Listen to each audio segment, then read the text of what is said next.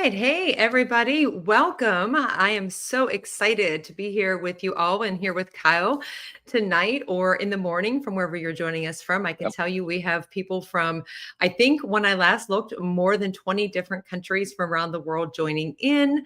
And so that I think is really, really awesome. And so today we are going to be talking about a very important topic.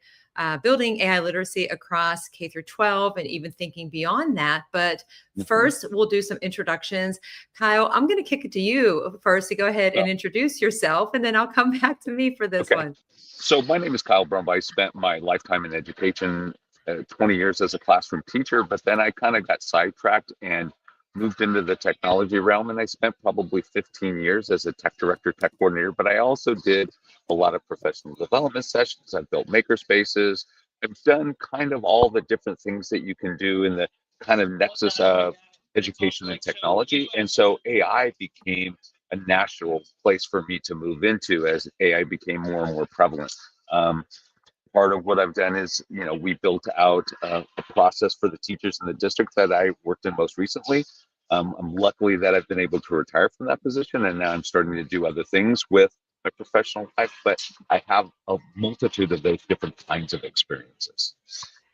Yeah, well, it is great to be here with you to talk about this tonight. And also, hopefully, people will share ideas, ask questions on all of the different spaces where we are streaming, because we are streaming on Facebook and LinkedIn and Twitter, or X, or as I call it, Twix, and YouTube. Mhm. And so, thank you, Cal, for sharing your experience. For everybody listening and joining in, I am Rachelle Dené Poth. I do a lot of things in education.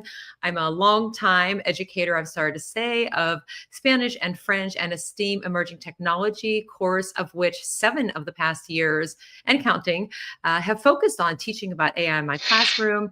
Also an attorney, an author, speaker. You can connect with me on pretty much all the socials, and I love learning. And so I'm excited to learn from Kyle as we have this conversation today, and also from everybody that's joining in. And so we have some questions lined up that we will be discussing together, but we're also going to turn the tables a little bit and hope that you will share some of your insights and experiences as well. And then I can share that with everybody that's joining in. So I'm going to kick us off here. But one other thing I will say is, if you just so happened to come across us talking live here today and you would like the recording and the resources that will be shared, at the bottom of the screen, you can see the tiny URL and you can fill out that form, and I will make sure that you get the recording, the resources, and everything else that you need from our conversation today. So I will go ahead and leave that there for a little bit. And also, I will drop that into the comments here momentarily. But first, going back to the focus of our conversation today is on AI literacy. And I know I've heard a lot of people talking about AI literacy. And Kyle, I'm sure you've heard a lot of people, right, throwing out AI literacy more and more so, right? Especially Mhm. where you're located. And this is not really one of the first questions, but I'm just curious, being that you are in California, do Yeah. you hear about it a lot more than maybe me, who is totally on the opposite coast from you? Actually not. So what we hear is just the little bits and pieces, drips and drabs. And one of the things that I picked up and was very common to the experience that you had, that you mentioned to when we talked previously, is that we have some people that are diving in with, you know, both feet ready to go. And then there's a group that are very reticent, that are kind of, I don't know if I'm quite ready for that. And so I think we have all these different people across the continuum, and I think we need to meet people where they're at and find ways to support their growth, and not say everybody has to be at a certain place, but how do you grow slowly and sequentially so that you can start to use the AI tools first by yourself, I think, and then kind of bring them into your work with students. Yeah, absolutely. And I always, when I speak about AI, a lot of times, sometimes I forget where I'm actually speaking, because I was in Los Angeles in the summer speaking at well, actually, it was in September this year. Last year it was in August, and speaking about AI as I had been. And I said, well, do you know that in California? And I got this look and I went, wait. I'm actually in California right now. So the research I've done, a lot of things that I've come across have been speaking about the activities that are happening, the movement that's being done in California, especially when it comes to literacy and K through 12 education. So that's why I always ask when I know that somebody is from one of the first two states to start enacting policies and guidelines, California being one of those two at the end of 2023. I'm always curious to hear about the work that's being done. And so we do have some people joining in. So saying hello, I'll put some of your comments on the screen as we go. But first, I would like to ask this question. And this question goes out to everybody who's watching and also to Kyle and myself. And it's, how do you define AI literacy? Because back in April, I was in San Diego at the ASU GSV AI Summit Symposium. I forget which it was called this year, but that term started to come up even more. And there was a session that I was part of, and a question was asked, how many of you have heard AI literacy? And all the hands went up. And then the next question was, how many of you can define AI literacy? And one hand went up. And so, this definition, how we define it, it's going to probably be different for everybody. And Kyle, I'll defer to you first if you would like to share, how do you define AI literacy? So the way I define AI literacy is the ability to use the tool ethically and responsibly as a co-creator of content and not so much as the absolute creator of content. So I'd like to share just really quickly, if I can share a screen right here. Okay, and then, so this absolutely is a slide from a session that I did with Learning Genie last week. And so it's kind of how information literacy has changed. And from the age of Google, where it was a keyword search and learning how to use it, it's not always the first result that you get. It's, we're kind of in some ways starting to go back to well, if it's on the internet, it has to be true. And, right? And there's some people that kind of, well, it came from AI, so it must be true. So, but yeah, I think you need to treat AI with a critical mind. You have to look for the bias and ask AI itself to evaluate the responses that it's giving you, and have that empathy and attribution of what you're really using it. So be transparent. I used AI to do this, and it helped me along this way, but this is my original work. And those are some of the things that I think we need to teach teachers, but then have those teachers transfer those skills to their students. Yeah, and I love that you shared that, just like the visual and the information that it shares within it. Yeah. And it's so important. And so hopefully other people will share some comments with us. But I know that for me, whenever I've been talking about it, trying to not be very like a big robust description of it or a big definition. And I know that it's going to evolve, but I kind of look at it as, what is AI? How does it work? Where do we see it? What are the ways we can use it? I always say ethically, safely, responsibly. And then there's all these other things you could add on to that.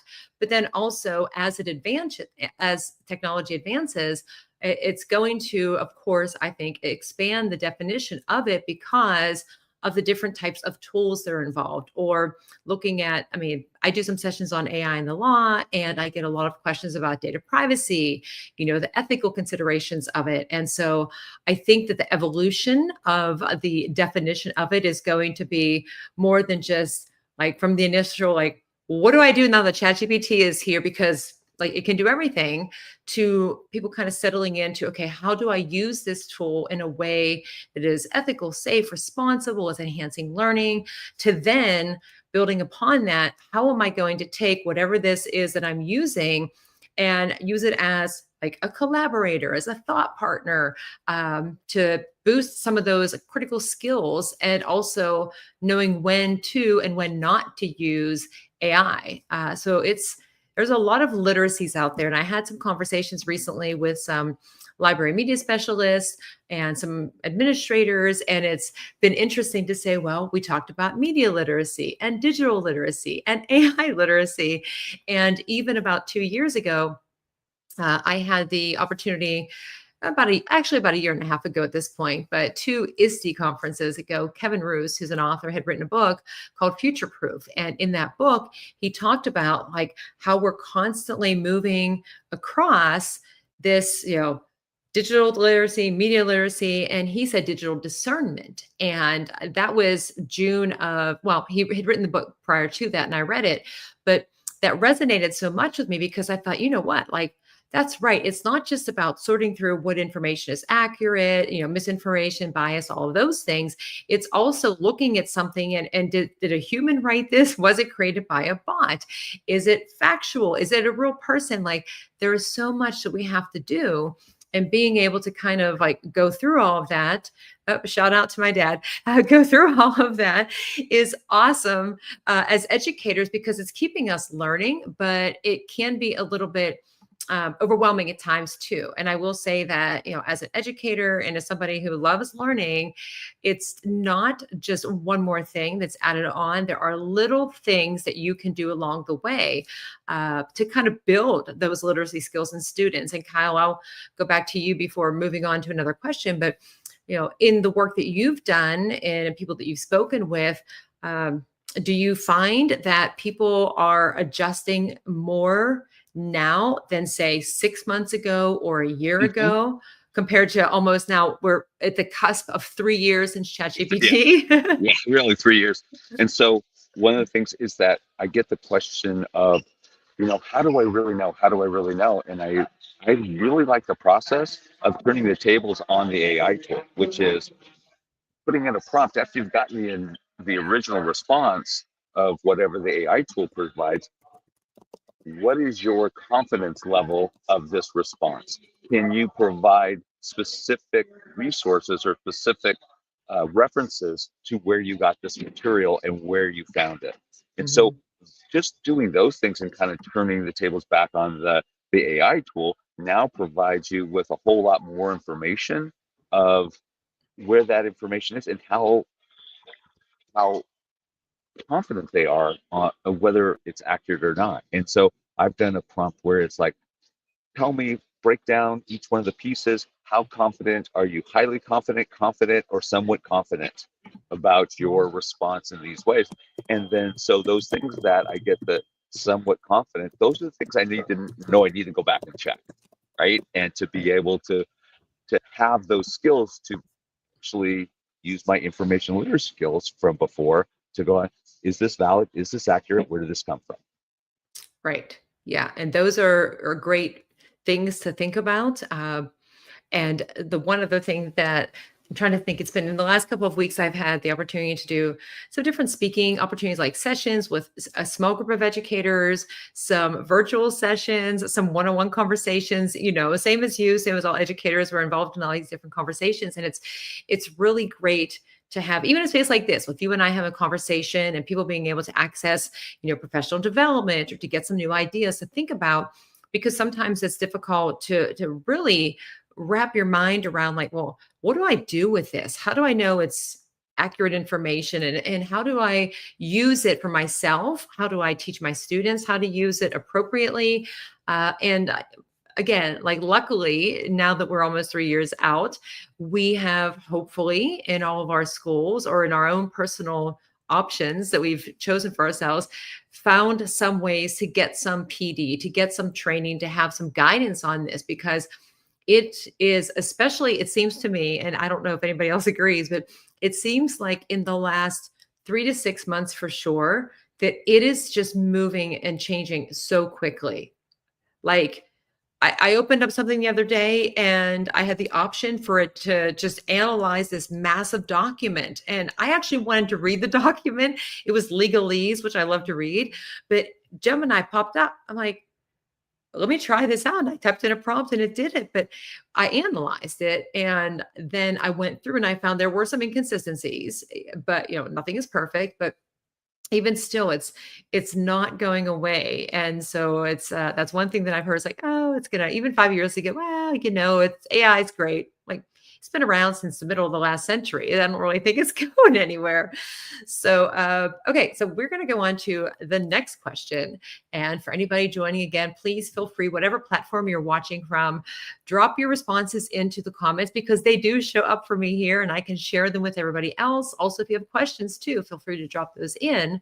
But we talk about misconceptions and, what are some misconceptions, especially now that we're talking about AI, that you, Kyle, or you, our viewers, anybody sees, whether around students, colleagues, anybody, because what I've said also is like, my hope is that as educators, obviously, if you're in the classroom, you're an administrator, however, whatever your role is, you're working with students, you're probably helping colleagues and your school community. But my hope is that students, when they're involved in learning about AI in our classrooms and educators as well, that they'll go home, they'll talk to family, they'll talk to friends, share some ideas and serve to inform others. So I feel like, oh, we're educating the world at this point. But there are a lot of misconceptions. And so what are some things that you are seeing in the work that you're doing? And I know that you're speaking and you're going to conferences. So what can you share with us?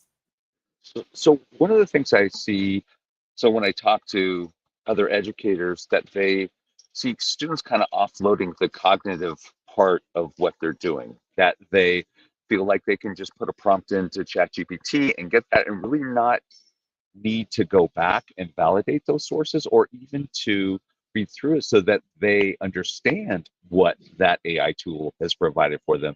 They just want to take it, okay, I'm going to offload my responsibility to that tool, and then I'm going to use that output and represent it as my own. So it basically becomes plagiarism, but we really haven't gone through the process of educating students and teachers really being able to use the tool, because that to me is the disconnect right now, is that we have lots of teachers who, like I mentioned, are all along the continuum, and we don't have, because I did a lot of work in information literacy, and there were very specific skills that came out. Can you do a site search? Can you search by country? Can you do some of those things on the internet? And we haven't quite gotten there yet with AI, that there hasn't been some very definitive ways to evaluate AI sources. I put a few out that I found that I really like, but hasn't been anybody that's really created a curriculum for teachers that they can then pass on to students. Where that's our disconnect yet.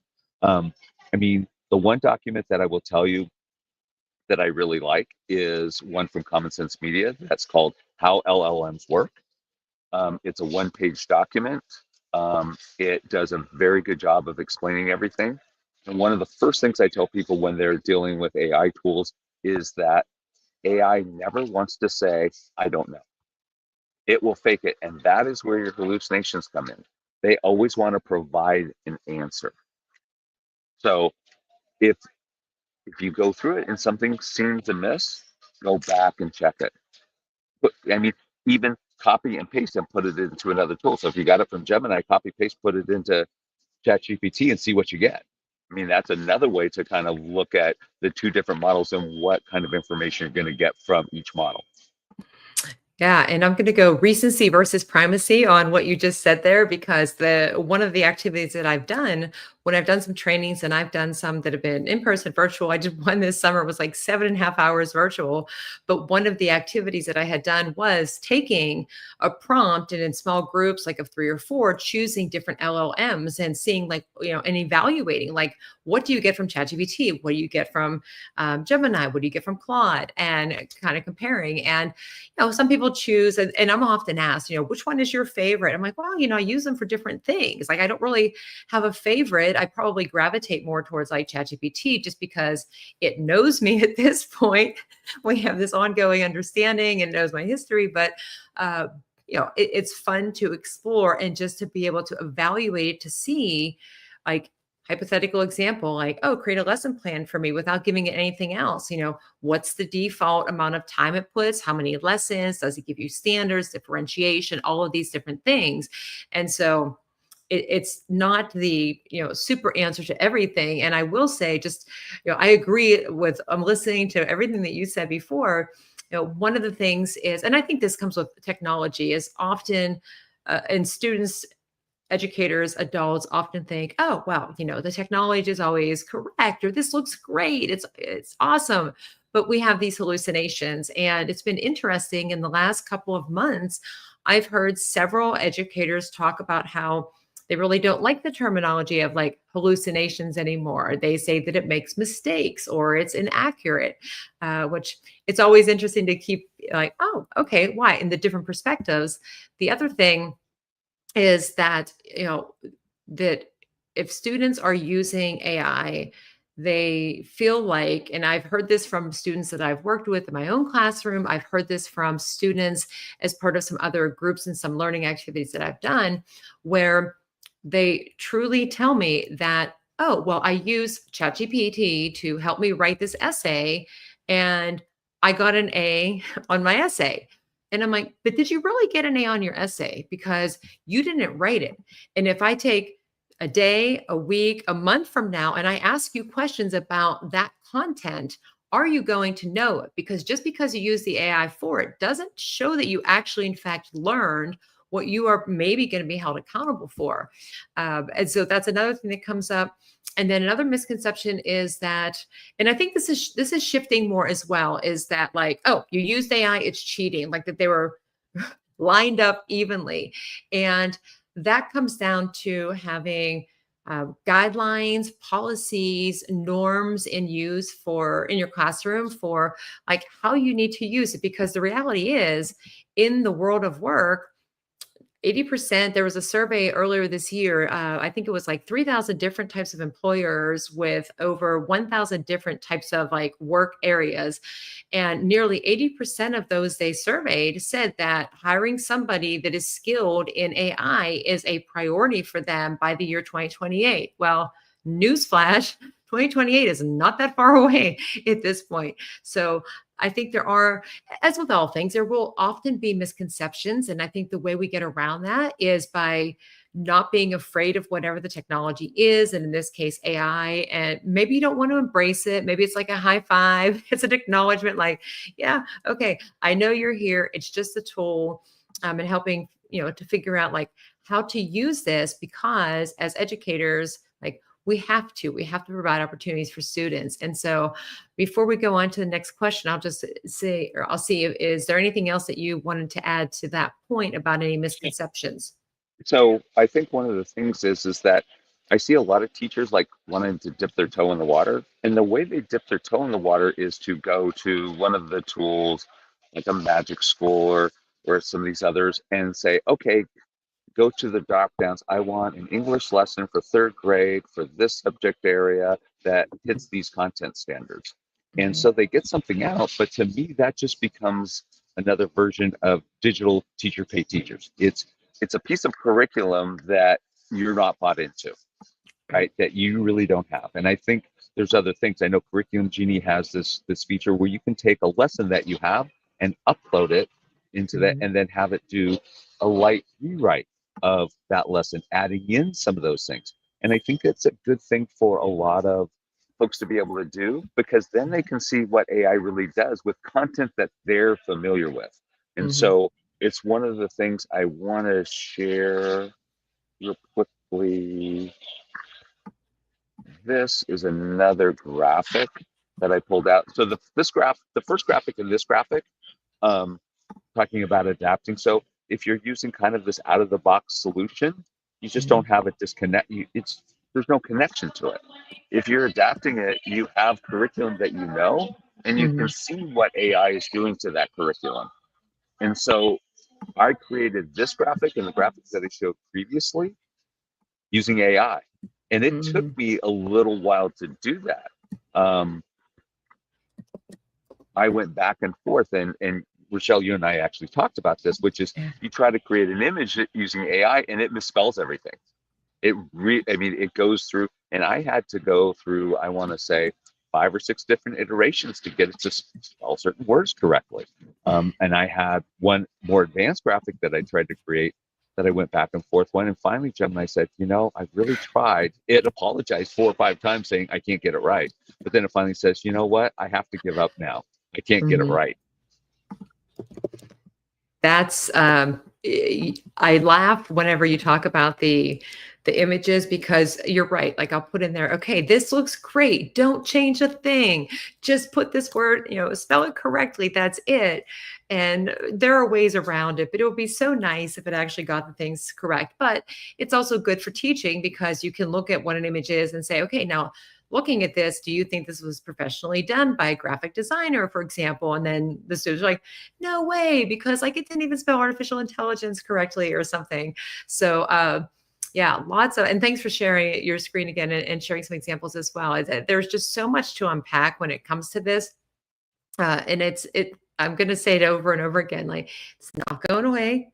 It's increasing. And I'm sure anybody that whenever you log into your Gmail or anything, you see the little magic wand symbol or something that is AI related. And you're like, oh, what happens if I press this button? And it's fun. And as educators, I think it's really important that we do dive in and explore, even if we're hesitant. And I love telling stories about educators who have told me, I have no intention whatsoever of using AI, and they hadn't used ChatGPT. And this is this summer when I was doing some trainings, and I value hearing the why behind it. Like, why do you choose not to? And that was the point when I said, I'm not going to try to persuade you either way. The only thing I'm going to say is that this is an area where, regardless of how you may or may not feel about it, we are in the best position as educators to help to prepare our students for whatever's coming down the road in the future. And what better place than in our classrooms, even with the youngest learners, with or without the screens, because there's a lot of things they can understand what AI is, all the way up. And you don't have to be an expert. And, you mentioned a couple of tools, which ties into my next question, because there are a ton of tools that are out there. And I use a lot of them. Somebody asked me to pick one. And I said, no, because there's a variety. And I understand the overwhelm that can happen when you have so many choices. But what I found, and you might probably agree with this as well, is like, I think it should be a base that you're using one, like Gemini, ChatGPT, or one of the LLMs, and then finding some other tools that are great for you as an educator. They can also be placed in the hands of students, and having a little toolkit. And then if you find out it's not making an impact, it's not enhancing learning, then there's plenty of other options out there. But we as educators may know how to kind of make that distinction, or we're getting better at it. But what about our students? And here's the question here to everybody, not just Kyle and myself, but they are not necessarily sure. And I think back to when ChatGPT did come out, a fear that I had is that the students who were older students or had access for whatever reason to ChatGPT, that started to use it, and or I had some that had paid for it, left school without knowing how to protect their information, putting in personally identifiable information and sharing that, lacking the skills that they need to be successful in career or going on to continue their education, because they didn't have the guidance. But at the same point, educators, we were kind of like, well, what do we do now? Also, so how can we as educators, because we got a lot of things that we have to be responsible for, how can we help students figure this out, like when to use the tools, and understanding the reasoning or the data that's behind them? So one of the things, or one of the documents that I would recommend to people, besides the Common Sense Media one, but I would also recommend to folks, is that Desert Sand School District. You talked about California and having different policies in place. Desert Sand School District in California has their basically their AI playbook that talks about their RISE platform. But the thing I really like about their document is that it has scenarios where teachers going to use this AI tool to write a recommendation letter for a student to get into college. So what are the ethics around that practice? What are the things? Should that teacher include personally identifiable information in whenever they upload into a ChatGPT or a Gemini? And so it kind of goes through that, and it explains the process. And if you find the document, or somebody finds the document, it's in these light blue boxes throughout the document. So you can skim through the document and just find those scenarios, those kind of little vignettes of how students or how teachers would be using AI tools, and what are the ethics around them. I don't even think I can add to that answer. Like that was that was a great way of explaining it for everybody out there. And the only thing that I could say, another thing is, and this comes back to, I bet about a year ago as well, is it kind of ties into this, the concept of, AI is cheating, which I mentioned with the misconceptions. And, you know, teachers, educators, I've been often asked, well, what is the best detector? And how do I know? And how do I prove it? And all of these things. And I say, well, you know what? You're the educator, you build the relationships, but there's also the accountability. And so when it comes to helping students understand, like, should I use this AI tool? Okay, great. So you used it. Okay, now without it, do you still have the information? Could you explain all of your reasoning? Did it support you or did it do the work for you? And also understanding where the information is coming from.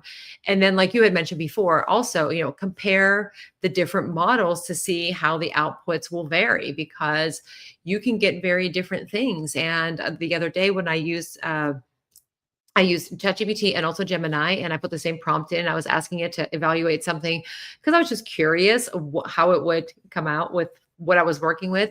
And it was so interesting because the one was very like high level thinking, in depth questions. And I prompted it to say, like, generate, and I gave it the prompt. And then the other one was more like conversational, pleasant, the tone was very different. And it wasn't that I asked it like, please, and can you be nice and all of these kind of things to relate to it. But it was like that. And I thought, wow, this is really interesting, because the first one, I won't say which one was the more formal and which one was the more friendly one. But I thought, if I would use these and share these with somebody else or ask the questions to somebody, I think I would probably get some very interesting looks just by the wording of it. So I don't know, just kind of interesting for processing some of this information. But students definitely need opportunities. And that's one thing that I try to emphasize whenever I'm talking about or writing about AI is, I get it with especially elementary educators. I've heard a lot of them say, like, when do I find the time? And I always say, like, I don't know how you do all that you do. And they say that about high school educators too. Like, how do you do all that you do? But we're all doing and managing a lot of different things. But the biggest concern, and I kind of mentioned this a little bit, is like the over reliance on the technology and being on the screens, and of course finding the time. And I say, it doesn't have to involve the technology. There's little things, I call them like pop-up activities or pockets of activities. Some great videos out there. You've probably seen the one about how the father's trying to get the kids to teach him like basically what's an algorithm and make a peanut butter and jelly sandwich. And the kids are so frustrated because they're telling him what to do, and he's following the instructions, but they're not being very specific, like an algorithm. And so the next question is, and I kind of, gave you a little bit on that one. I started, but I'm going to kick it back to you, is, what are some age appropriate ways that we can think about if you are an elementary educator or a library media specialist, or it doesn't matter what your role is, or even sometimes in physical education classes. I hear a lot from phys ed teachers that say, I don't really know what to do with this. I don't have the time, the resources. So what would you recommend to some educators that might be thinking this? So, I mean, I'll go to the PE concept because actually I have training as a physical education teacher earlier on in my career. But so I think it would be the same use that teachers in academic subjects would. So you want to use AI to help you differentiate what your students are doing. So you have students at a variety of different skill levels in your class. How would I now differentiate the teaching of this skill to make it more understandable to students who are struggling? How would I further break down this skill to make it easier for students to complete? That to me is a great example of how to use AI tools in a physical education class. We do the same thing with an academic teacher. I always like to tell teachers that an AI tool is like your sous chef, right? It's there to help you along. You know the content, you know the curriculum, you know the kids. If you need to differentiate, you can ask it. So what you require from the AI tool is Are you going to give me that extra ingredient? Are you going to let me salt and pepper my lesson to taste? Are you going to give me some of those other things that I can use to make that lesson better? So one of the things that I can tell you is that Learning Genie does have a series of AI lessons or units that they have them set up. I believe the first one is like K3, and then more like a 4 through 8, and then a high school level one. And the thing I really liked about their curriculum, and I think I can share that screen real quickly again. Oh, let me. I think I'm okay. There we go. There we go. So, Okay. And I'm kind of going through this. So it's kind of this AI all around us. So they talk about things that are AI that kids of that age may not know. Like they give you kind of the little picture of of a Roomba and robots and how they interact with us with all the different things that we do on a daily basis. And then the 3.5 or the 3.6 curriculum is, how do algorithms work? What is the difference, or how do robots and humans interact? And then it does get into what is machine learning, and then how does machine learning turn into an LLM, and what does that process look like? And it asks students to go through and identify all the steps in that process so that they can see how it comes from just data to machine learning to an LLM to a generative AI model. And then your 7 to 12 curriculum, and I really like this because at the end of the third week, it kind of does the same thing with machine learning and gives them that depth. But then it asks them the last week to create a public service announcement for an AI tool. And what would they tell people of why they should use this tool, and what are the safeguards, or what are the things that they need to be aware of in using any artificial intelligence tools? And I think that's really key for kids to be able to understand that process.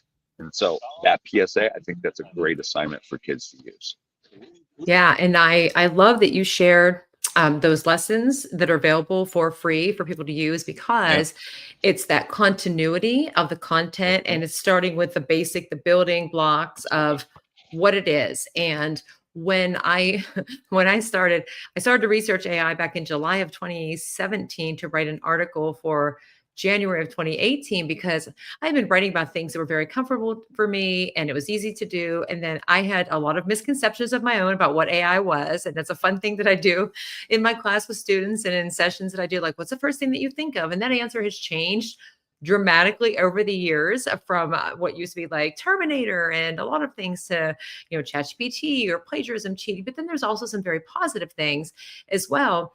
But I have heard from educators, especially looking for, a resource and not having to go to a bunch of different resources. And so sharing that they have the lessons for K through 12, and then the number of lessons and the time, and it's available for free.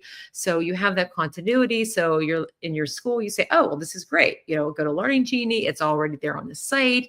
Oh, and by the way, you can use it to create all of these other things, which when I have shared it, when I started to use it, I had that whole, like the first time I used ChatGPT, the wow factor, like, whoa, like what just happened here? Because I have assessments, differentiation, I got slides, I have all the things that you need. And again, like you don't need to have a ton of tools. You need some robust tools. You have specific needs. Maybe you're looking at things like, UDL or Portrait of a Graduate, which has been a huge part of conversations in the past year. It's been increasing, and even more recently for me. But the only other I'll say about like foundational concepts is, things that those lessons that you just shared would address. And the basics, like I said, like algorithms, getting students to understand what pattern recognition is, look at the limitations of AI, and then just building. And I always like to say, in elementary to middle to high school, thinking about getting them to understand it. So they are primarily the consumers. And then the older they get, like, then they're creators, and then they become the innovators, and who knows, and they become the entrepreneurs, because I have met some high school students that have in fact created these apps that are AI apps, some for student use, some for educator use. And it's just amazing. But over that span of time, having these lessons that are available to use, that you don't have to take all of that time on your own to find resources, to vet them, to know what's really going to be effective. And so it's great that that's available. And so for anybody that is watching now or in the recording, you will have access to all of the different links that we can share with you. So moving on a little bit here, the next thing that I want to talk about are partnerships. And this is something that I've seen be really impactful in so many different ways over the past, many years, but specifically about 4 years ago, I'll just say really quickly, there was a program that was based from one of the branch campuses affiliated with Penn State University here in Pennsylvania. And it had a cohort of 14 different local schools. And I even wrote an article about this, and they had a program called Belong in STEM. And what happened during that time was on 4 different Saturdays, students, it was a free program for them, signed up, they came in, they learned about, and they had guest speakers about augmented virtual reality, about coding, about AI. And then they went on to site visits at local industries and businesses to see how some of these technologies were being used. And it was, some of these students were like 8 or 9 years old, up to say 16. A lot of them didn't know each other. They came from different schools. And then in the summer, they had 4 days where they met up together and still had a little bit of that content, but they had to then choose one of the United Nations Sustainable Development Goals and get into a group and use one of these technologies to figure out a solution to the problem. And so it was really neat to see how, you had the university involved, you got the different schools involved, we had the different industries, we had some edtech companies based out of Pittsburgh and elsewhere coming together to help students see like that applicability and that real world relevance of what they're learning about. And so that's my experience. But Kyle, what about for you?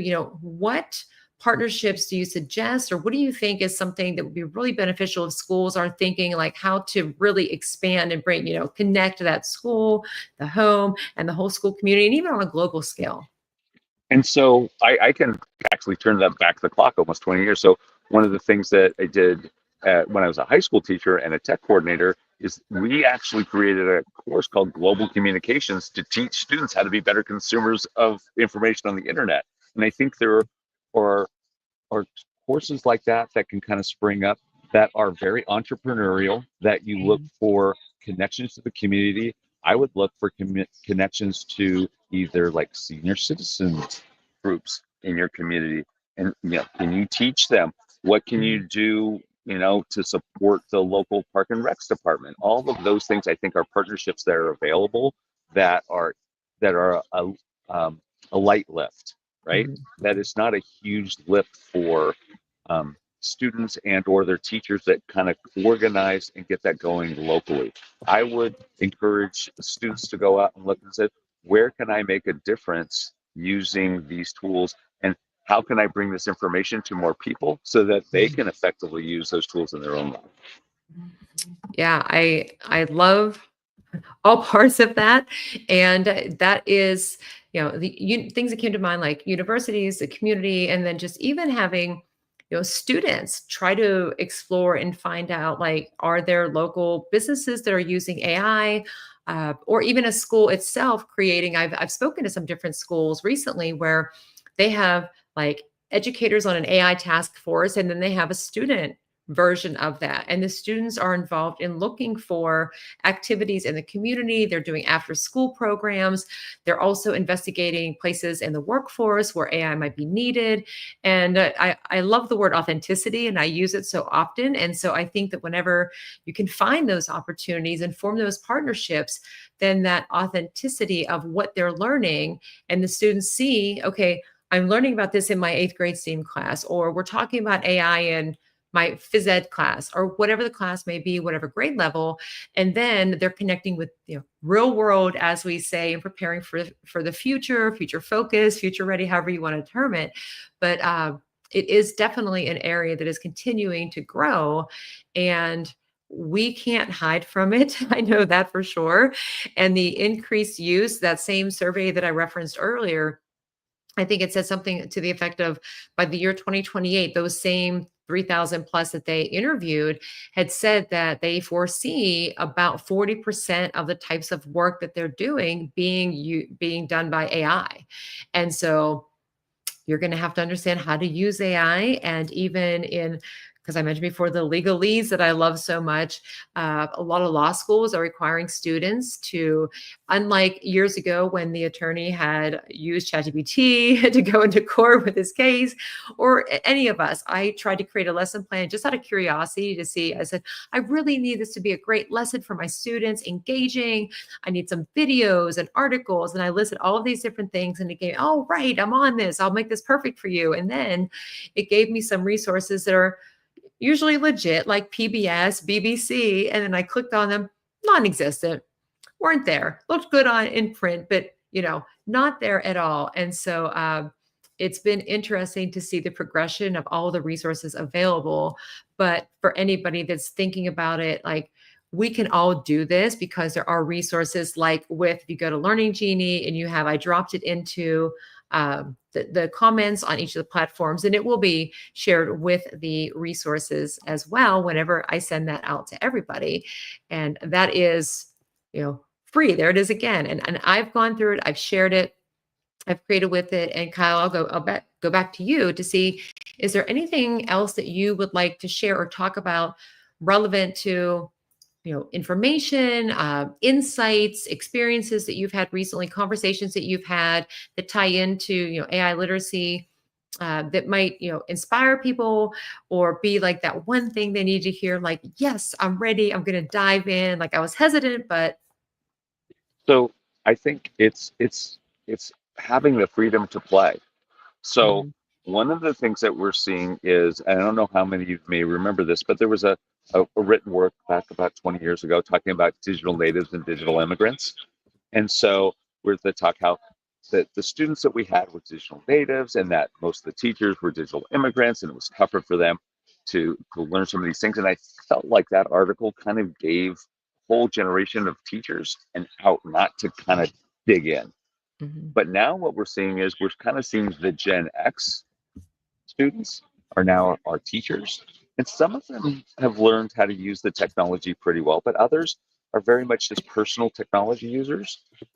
But what you need to realize is that we have a next generation of students that have all grown up with AI, and Mhm. that they're used to that. And so I think we need to kind of look at that and move forward a little bit and say, okay, how am I going to reach these students? And it may be learning how to engage with these tools in such a way that our students that are comfortable with these tools, that they can now connect at a deeper level with the teachers.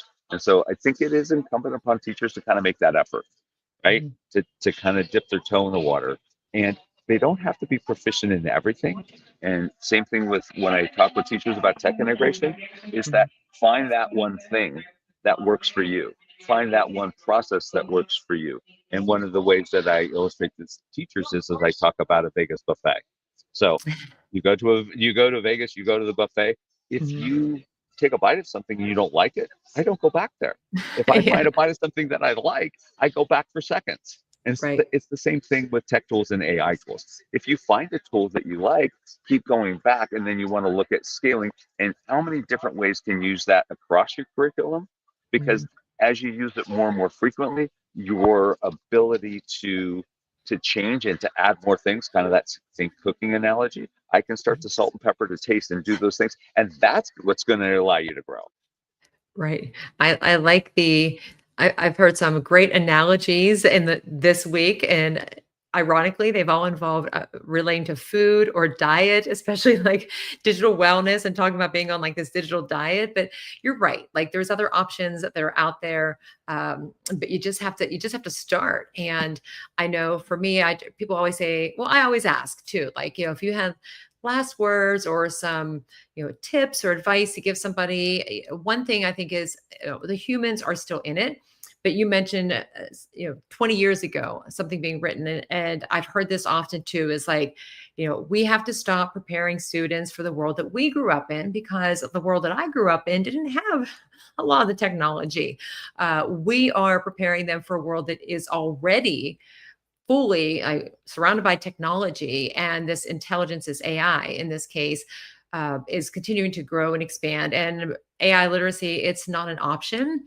It's another one of those skills. So if we're still saying 21st century skills, the C's, however we refer to them, but it is a foundational skill that they need to, you're not going to be an expert necessarily, but that is how they're going to be successful in whatever is coming down the road. And so as educators, I think, our work is it never gets easier the longer you've been in education. And for a while, it probably felt a little bit scary, or not really sure what to do. But I also look at it, I always say possibilities and responsibilities. And when it comes down to it, just like I feel like we go in waves. It's almost like a roller coaster ride, right? We go back to, oh, there's calculators, oh, there's Google, Wikipedia, and then we were virtual learning. But every single time we've had something like that, and then ChatGPT to adjust, it opened up a lot of other possibilities. And I say there's possibilities and the responsibilities, but the thing that connects all of this is we have to have a strong pedagogical focus. Talking about AI, responsible AI use. And then my favorite word is thrive. I always said we want to create opportunities where students can thrive. But I said this last week when I was speaking, is that in all that we do, the commonality between everything is it's the relationships in everything. So with AI, if you're not sure about where to begin, if you're not sure what's the right tool, if you're not sure how to start at an early level, you build the relationships with colleagues, you get to learn from students. I love learning from students. They catch on to things so quickly, you don't have to worry about it. And they thrive on that as well, because they're teaching us too. And so it's a world full of opportunities and possibilities. But with AI, it's good. And in this case, like we mentioned, with these literacy lessons available with Learning Genie. And if you go into Learning Genie and you get into the curriculum Genie, you will get that whole wow factor again. I created some things about digital wellness just to share. And everybody was like, wow, this is amazing. And so you just do one thing at a time. That's all you have to do. And like you said, the salt and pepper, or you go back to the buffet, get something different. There's nothing wrong with that. It's just trying it, but understanding it, but also being mindful of things that are important, like the ethics of it, the data privacy, what's happening with the information, really evaluating it. And I will say, if you want somebody to read the legalese, just send it to me, because I really do enjoy reading all of that and evaluating it, because we want to make sure we keep ourselves, our students, the families, anybody that's using any of these tools safe, and also be prepared for whatever comes in the future when they have to use some of the tools. So, Kyle, I'm going to give you the last words as we wrap up here. We've had a lot of people joining in today. I see all the numbers. So any other final words you'd like to share with anybody? So my thing is, I'm just going to reiterate what I mentioned before, which is find a tool you like, try a bunch of different tools. Try Learning Genie, try putting things into ChatGPT, try putting things into Gemini, and see what kind of different responses you get. You'll find different things, but then try it, be very specific. I mean, in order to get anything of value from any kind of AI tool, you really need to be specific, right? And you kind of have to, be like the Spice Girls, like, tell me what you want, what you really, really want, kind of thing, right? But that's AI tools work that way. You have to tell it. You have to be very specific, right? And once you do that, you'll find that the results you get back from the AI tool are going to be much better. You're still always going to have to check them. You're always going to have to validate them, but you're going to find that the responses and the content you get back is going to be much closer to what you want. And I will say, Kyle, if I am singing that song in my head for the next week, it's echoing already. But that's good stuff. But I mean, you were talking about salt and pepper before, so it's all good. Although I could go back to salt and pepper. My mother who was watching would start cracking up and going to a flashback to that. But I do appreciate having you join me in this conversation today. And for everybody who's been watching, I've seen some comments, I've seen the numbers coming in. And for those of you that will watch us later, feel free to connect with Kyle or myself. I will make sure that when I send the recording, I have all the resources linked so you can check out those literacy lessons available for K through 12. Again, they are for free. Then you can dive in and do some creating and just see the power of AI and how you can use it in your, whatever your role is, to enhance learning for students, to save you some time, to give you that time back to work with your students, to work with your colleagues, because I think that's really what a big benefit is, not to replace relationships, but just to give you some time back to more meaningfully engage in the work that you are doing. And so a big thank you to everyone who's joined in. Kyle, huge thanks to you. Appreciate you being here. Oh, thank you very much for having me. I mean, I really enjoyed this quite a bit. Yeah, me as well. And thanks to Learning Genie for all the awesome resources and bringing Kyle and I together here tonight to talk with all of you. So be sure to check out everything that is coming your way. And if you missed anything, go back and hit rewind. We've had a great time talking tonight, and we will share things as soon as we can. So have a great rest of your evening or morning, because wherever you're joining us from, it might be the future. So thanks, everyone, and we will catch you the next time.